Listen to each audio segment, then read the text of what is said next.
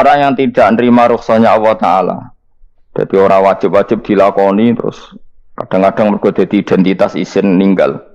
Kalau orang biasa puasa Senin Kamis saking terkenal puasa Senin Kamis sampai muka napa isin. Iku dosane kok Gunung Arafah. Wis hadis iki apa lho, kowe wis ra puasa Senin Kamis. Jadi ala kenapa ora puasa Senin Kamis nampa rukhsah pengiran niku ora nampa jeneng gak nglakoni. Karena mengkono iku ali ngatasi manat isine sing disa apa mislu jibali Arafah iku kaya gunung Arafah. Jadi pangeran itu ya aneh sing apik to. Jadi misalnya ana wong maca Quran kok yakin ra di sepuro iku dianggap ngenyek Quran. Wong wukuf ning Arafah kok nyangka dosane ra di sepuro dianggap ngenyek pangeran. Mana ana wong wali iku mergo ndablek. Dene wong ndablek ra wali iku goblok-gobloke wong. Jadi ke daftar wali lewat jalur napa? Debleng. Tapi potongannya ya tetap wali, jenis serabakan. Jadi wali ini gampang. Jadi kok ada jadi wali wis bejane wong. Enggak tak terangno carane dadi wali, sing gampang-gampang nak mbok bar Ramadan tak deloke wis masuk ta urung. Nah ora tak sidang nongko. Ya dadi kan ora dadi wali usul ning pengadilan kudu dimenangno. Rawahu ngene hadis sapa Imam Ahmad. Wasiratu te syarat iku dumatun wasiratu tawi siratal mustaqim dulmatun peteng wasiratu te dalan lagu maring sirat wal yakinu yakin wa te kang yakin tahqiqu tasdiki iku benerno barang sing tasdik tahqiqu tasdiki iku tahqiq dalam benerno maksudnya kamu punya otoritas pemikiran yang akurat kanggo benerno bil ghaibi kan barang ghaib niki sing dadi ibadah kula nganti ketemu pangeran tahqiqu tasdiki iku duwe akurasi benerno bil ghaibi lan barang ghaib carane bi izalati kulli ghaibin kelawan ngilangno saben-saben sing dadekno kemamangan bi izalati kulli ghaibin kelawan ngilangno saben-saben barang sing dadekno kemamangan pun kula baleni saking awal wal maqalatu rabi'ah kula terangno ya Nabi Bakrin Siddiq radhiyallahu anhu dawe az-zulumatu khamsun dawe Abu Bakar kegelapan itu ada 5. Di mergo Abu Bakar wong saleh nek kegelapan yo luwe akeh. Dadi ora pati apal nek jumlahe akeh ora pati apal. Roe muk pira? 5. Nah, zaman akhir ora terima 5 ribuan napa? Ribuan. Nomor 1 hubud dunya. Seneng dunya. Seneng dunya macam-macam, seneng pangkat, seneng apa saja yang tidak mengantarkan ke akhirat. Iku darani napa? Dunya atau apa saja yang murahan niku darani dunya. Kalau terangno definisi dunia, dunia kata dana ya dunuan. Ana sing ulama nasrib sangka dania terus ditakhfif hamzah dadi daniah terus ditakhfif hamzah dadi ya daniyah terus ngikuti wazan fu'la jadi dunia. Jadi anggar barang sing hina iku jenenge napa? Dunia.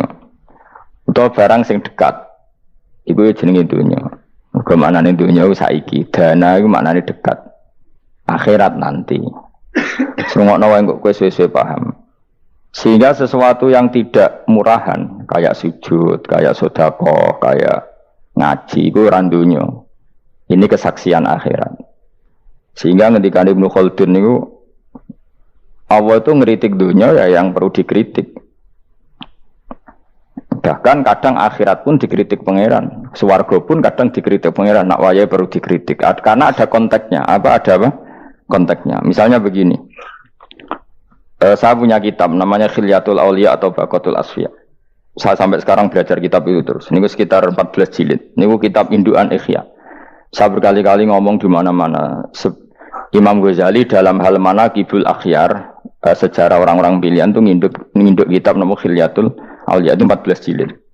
Dalam ilmu tasawuf beliau nginduk kitab jenis Qutil Qulub, ini karangannya Abu Thalib Al-Makki.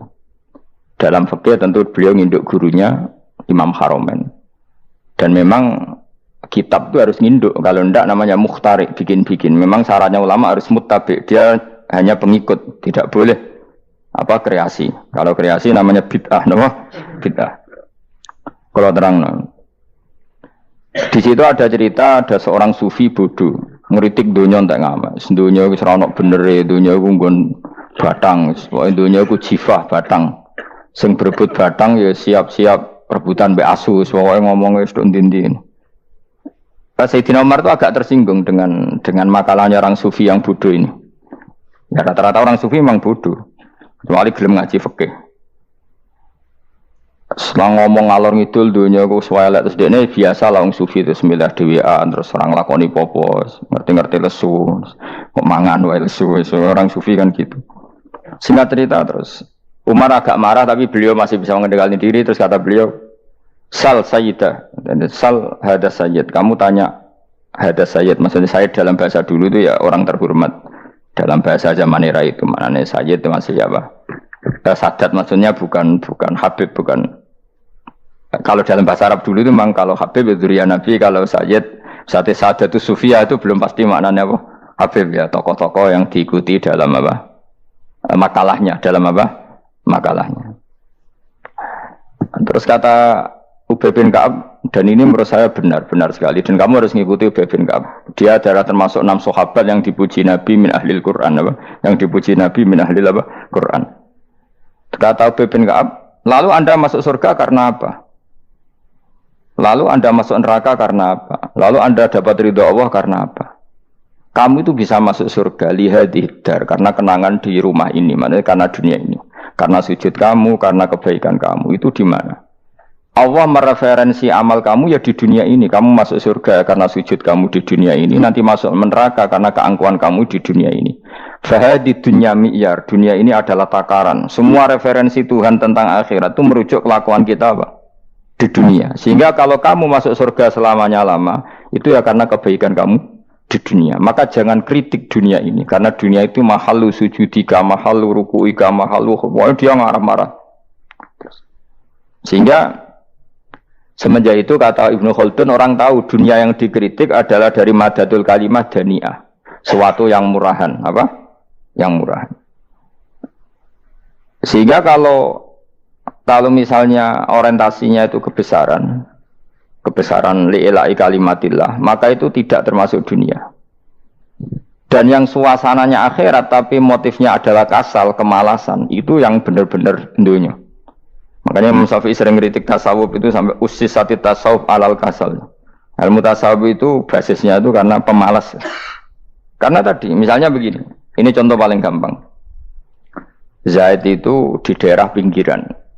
Di daerah pinggiran di mana Islam itu minoritas.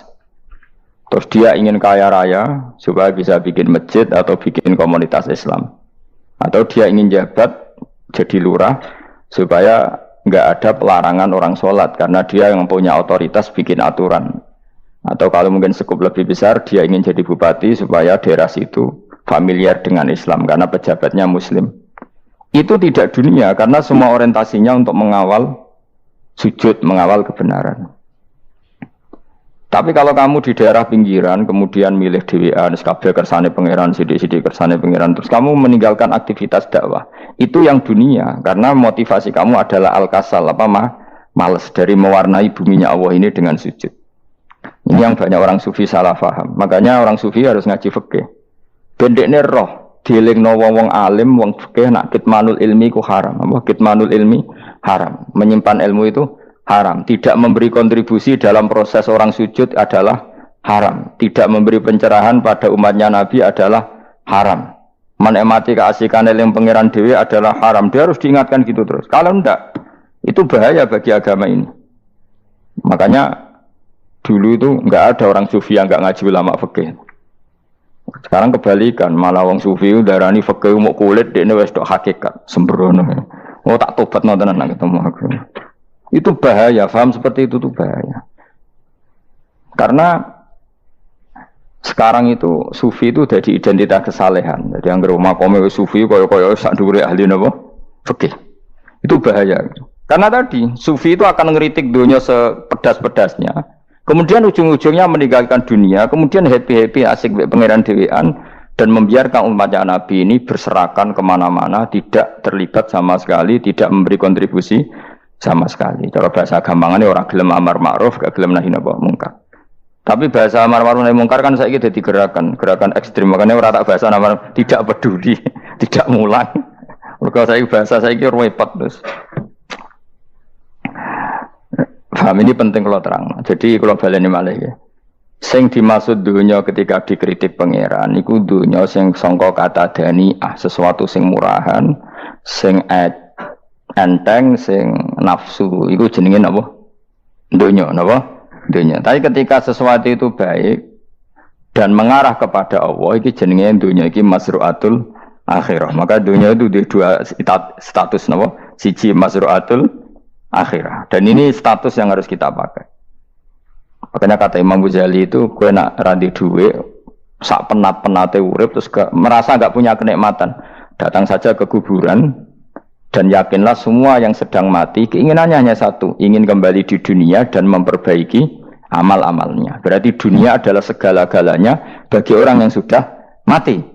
Ya, orang yang sudah mati itu cita-citanya satu, la'alli arji, semoga kita kembali ke dunia. Untuk apa? Untuk membenahi semua kesalahan yang pernah dilakukan zaman ning dunia. Terus kamu ingat, fa'ana fid dunya, ya Allah, alhamdulillah sekarang masih saya di dunia. Artinya saya punya satu kesempatan yang diinginkan semua orang yang sudah mati di seluruh dunia. Lalu malah wali anu surip malah kepengen nang mati. Saking kakean kasus ini, apa? Kakean apa? Kakean kasus. Makanya di sini sirinya para rasul, para nabi itu sering donga Allahumma tawil umrona, sehingga banyak orang soleh mendoa supaya panjang apa? Umur. Itu karena pas itu yang hadir adalah dunia dengan makna masru'atul akhirah. Tapi ada juga wali dan nabi kadang-kadang donga, ya Allah, jika sebaiknya saya mati, mati saja. Itu ketika tergambar dunia yang sudah murahan, yang sudah arogan, yang sudah tidak jelas. Maka dunia ini punya dua status sekaligus. Jika prospek bagi Anda untuk masru'atul akhirah, maka nikmati senikmat-nikmatnya. Tapi jika bagi Anda ini sudah menjadi ladang maksiat apa-apa, maka jadikan dunia ini tempat tobat. Karena akhirat itu nggak ada apa-apanya dibanding dunia. Jadi akhirat itu hanya mereferensi dunia, apa? Mereferensi dunia. Ini penting kula aturno. Kadang-kadang sufi kemudian goblok ora iso ngaji. Dia nganggep dunia sampai akhirat itu penting akhirat, tapi cara maknaninya salah. Lho kowe nganti ning akhirat mlebu swarga itu karena apa coba? Amal zaman di mana? Dunia. Berarti penting mana dunia sama akhirat? Penting dunia karena akhirat mau efek, apa? Efek dunia ini yang pokok. Apa? Dunia ini yang pokok. Kalau Allah kan cara ngendikan tidak seperti itu. Allah cara ngendikan gini loh. Akhirat, maksudnya walal akhiratu khairul lakam nalula gini. Sesuatu yang berorientasi akhirat dan kemudian menjadikan kamu nyaman di akhirat itu khairul lakam minal ula, itu lebih baik ketimbang dunia. Ora kok kowe nak ning dunia nak sepemelek ning akhirat apik ora ngarang ngono, nak ning dunia melek ning akhirat luwih parah. Kayak melaratem cek ngene iki kan. Tapi kan cek iso ngopi, cek iso mangan tengkleng. Coba ning akhirat gak iso blas. Dunyel-unyel malaikat ngawur. Gayamu bareng melarat iso ning dunia lara lah nak ning akhirat penak. Aku yakin ora luwih lara, tak jamin.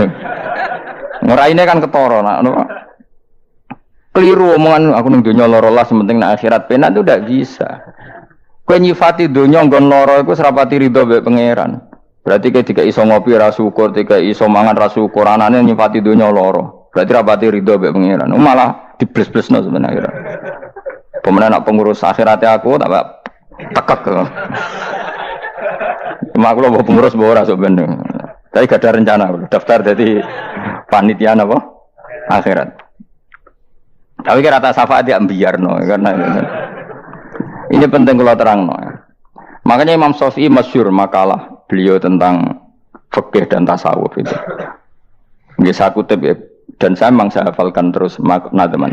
Faqihan wa sufiyan fakun laisa wahida fa inni wa haqqu wa iyyaka ansahu. Terus kata beliau mensifati orang fikih fa hadza qasin lam yadhuk qalbuhu tuqa. Wa hadza jahulun kaifadul jahli yasluhu, itu masyhur. Di dunia ini, identitas di dunia kita, dunia ulama itu hanya dua. Kalau enggak sufi ya faqih. Kamu jangan jadi salah satu.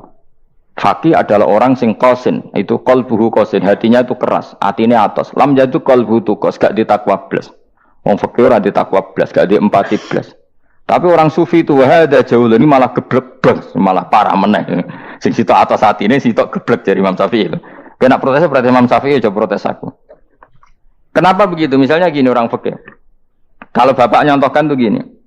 Orang fikih itu punya aturan. Misalnya kalau ruko tidak begini nggak sah. Sujud kalau nggak begini nggak sah. Sholat kalau tidak begini nggak sah. Oke, aturan itu baik. Tapi punya keangkuhan berpikir. Misalnya ada orang desa terbelakang, misalnya di pedalaman Gunung Kidul, Kulon Progo. Ada orang yang ditobatkan orang-orang sufi. Orang sufi itu ya saya untuk goblok-goblok itu, misalnya nobatkan. Enak wae wong fakir melok nobatno tapi tahu-tahu bilang ini sholatnya nggak sah, rukuknya nggak sah, Fatihahnya nggak sah. Jare sing sufi, wasem maneh nobatno ora iso sholat apa ora disahno. Si sufi ya goblok pisan, ketika ngawal si ajudannya tadi sholat nggak dikawal, sehingga banyak aliran di Jawa sholat ala kali Joko ya ono Fatihah mau meneng tok, si tok sujud tok. Jadi ini si tok atas hati ini orang gelem bina tapi muni rasa. Si tok goblok orang tahu nerusno pembinaan. Akhirnya yang mandek ning satu kesalahan dan diwaris ya bergenerasi-generasi. Makanya kata Imam Syafi'i itu si tok goblok, si tok atas hati ini. Jadi kamu jangan jadi salah satu itu. Makanya kamu aman karena kamu tidak sufi ya tidak fakih. Makanya nggak masuk nggak masuk yang dikritik Imam Syafi'i. Kamu sufi ya ndak, fakih ya ndak. Makanya kalau Imam Syafi'i ngeritik itu, tapi alhamdulillah saya tidak dua-duanya. Ya ndak sufi, ndak fakih. Karena orang sufi itu kalau ditelusuri itu memang kesalahannya terlalu banyak.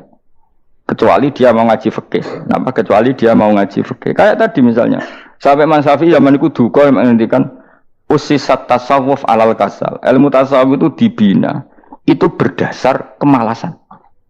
Loh, saya punya teman sufi banyak. Saya ini kiai loh. Punya teman sufi banyak. Tekon dengan kula Gus dunia rusak, sementing sakniki wis ngatah-ngatahno istighfar. Memangnya kita bisa diistighfari pangeran di sepuro pangeran ketika kamu orang alim ndak mulang? Memangnya kowe iso di sepuro pangeran ketika kowe sugih zakat? Memangnya kowe iso di sepuro pangeran wis kere ra nyapu masjid teko Jumatan, bareng rokoke diusep-usep ning pojok masjid bar mulai. Enak wae. Ana keran coplok istibarno. Memangnya kamu bisa jadi orang miskin seperti itu kemudian dimaafkan Allah? Ndak bisa. Kamu harus terlibat dalam proses sholat. Wis kere ya urun gawe keran, misalnya orang ngono urun masjid ya nyapu-nyapu, sing sugih urun dhuwit, sing alim urun mulang. Kok enak? Dunya mbangke rusak terus kabeh dhewean. Menengi sampean ke dhewean neraka ora tak baturi ya ngono. Ndak bisa, sufi seperti itu ndak bisa, tuh kriminal. Malah Imam Syafi'i dalam satu makalah kowe esuk tasawuf, awan wis rondok lha meneh. Saking ekstrimnya beliau. Nah, kenapa Imam Ghazali muji orang sufi? Kitab-kitab Risalah Kusyariah muji orang sufi itu sufi-sufi yang kayak kowe. Sufi-sufi yang belajar fikih, napa?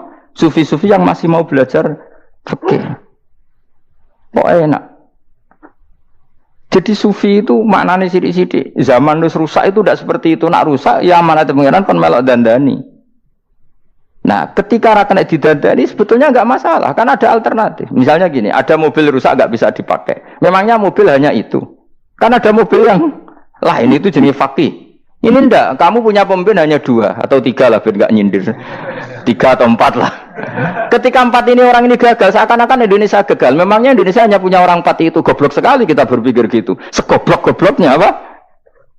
Memangnya Indonesia itu milik siapa? Kenapa kamu menggantungkannya sama 1-2 orang, 3-4 orang? Gampang aja cari alternatif. Terus tapi kan harus lewat pemilu, khusus ngenteni pemilu 5 tahun cepat. Mustafa Rohin jokno jadi calon presiden.